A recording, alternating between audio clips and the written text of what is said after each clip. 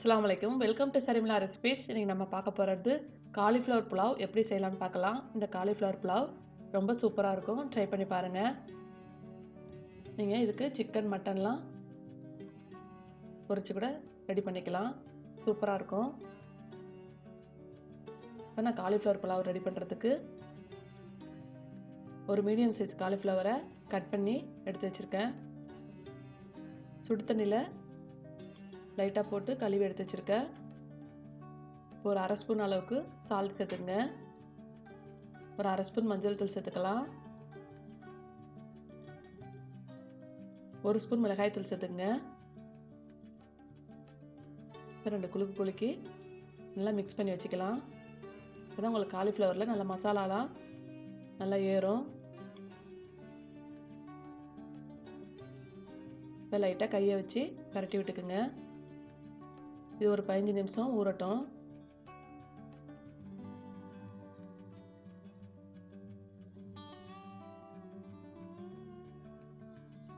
இப்போ பரட்டி விட்டாச்சு. ஒரு 15 நிமிஷம் இருக்கட்டும்.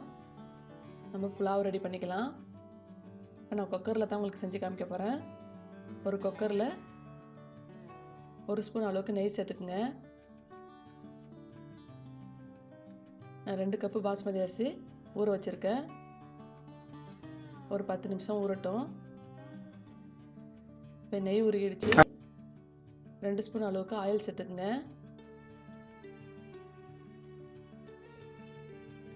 ஒரு துண்டு பட்டை, ஒரு ஏலக்காய், ஒரு பிரியாணி இலை சேர்த்துருக்கேன்.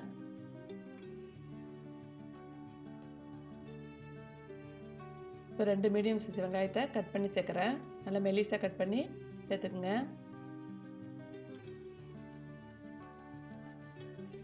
வெங்காயம் கொஞ்ச நேரம் கலர் மாறட்டும்.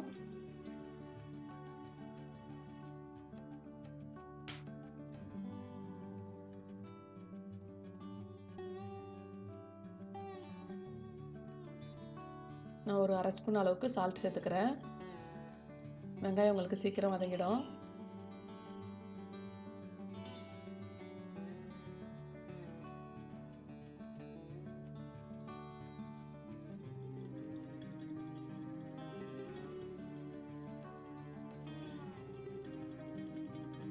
வெங்காயம் வதங்கிடுச்சு. 1 ஸ்பூன் அளவுக்கு இஞ்சி பூண்டு பேஸ்ட்டு சேர்த்துக்குங்க.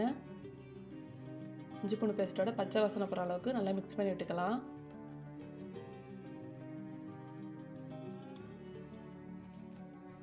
இப்போ 2 பச்சை மிளகாவை கீரி சேர்த்துருக்கேன். 2 தக்காளியை கட் பண்ணி சேர்த்துருக்கேன். சேர்த்து நல்லா தக்காளி சாஃப்டாக ஆகிற வரைக்கும் நல்லா வதங்கட்டும். வெங்காயம் தக்காளி வதங்கினோடனே நம்ம மசாலா சேர்த்துக்கலாம். நம்ம காலிஃப்ளவரு மஞ்சத்தூள் மிளகாய் தூள்லாம் சேர்த்தாச்சு. இப்போ ஒரே ஒரு மசாலா தான் நம்ம சேர்க்க போகிறோம்.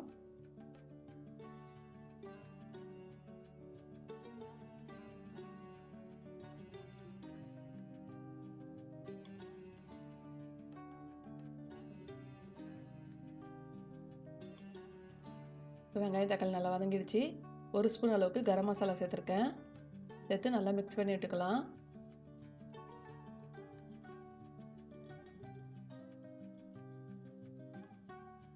கொஞ்சமாக மல்லித்தலை சேர்த்துருக்கேன். சேர்த்து மிக்ஸ் பண்ணி விட்டுக்குங்க.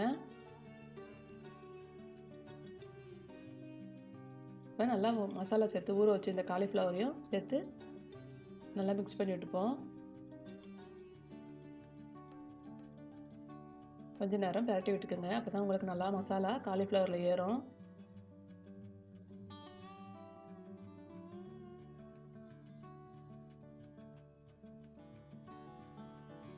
நம்ம வெங்காயம் தக்காளி வதங்கிறதுக்கும் சால்ட் சேர்த்துருக்கோம்.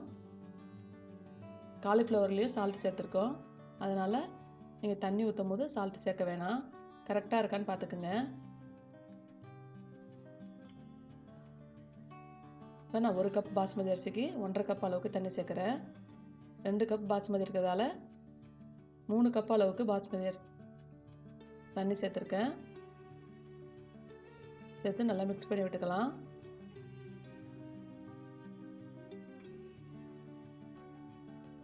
இப்போ ஊற வச்சு இந்த பாஸ்மதி ரைஸை சேர்த்துக்கலாம்.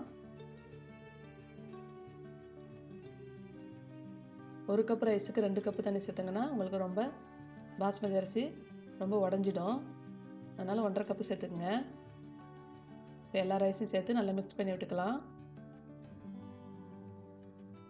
கரெக்டான உப்பு பதம் இருக்கான்னு செக் பண்ணி பார்த்துக்குங்க.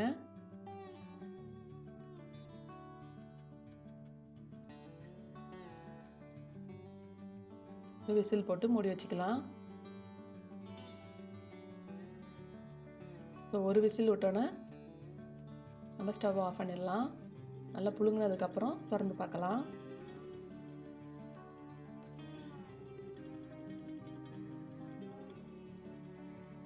பாருங்கள், நல்லா ஒரு விசில் விட்டாச்சு. விசில்லாம் நல்லா அடங்கிடுச்சு. திறந்து பார்ப்போம்.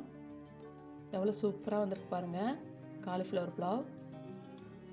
பாருங்கள், ஒரு சோறு ஒட்டாமல் நல்லா சூப்பராக ரெடி ஆகிருக்கு. நல்லா பெரட்டி விட்டுக்குங்க.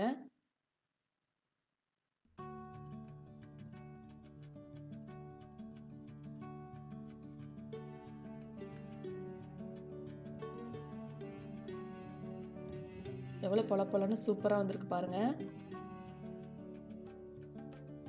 இந்த காலிஃப்ளவர் புலாவை நீங்களும் உங்கள் வீட்டில் ட்ரை பண்ணி பாருங்கள். ட்ரை பண்ணி பார்த்துட்டு கமெண்டில் சொல்லுங்கள்.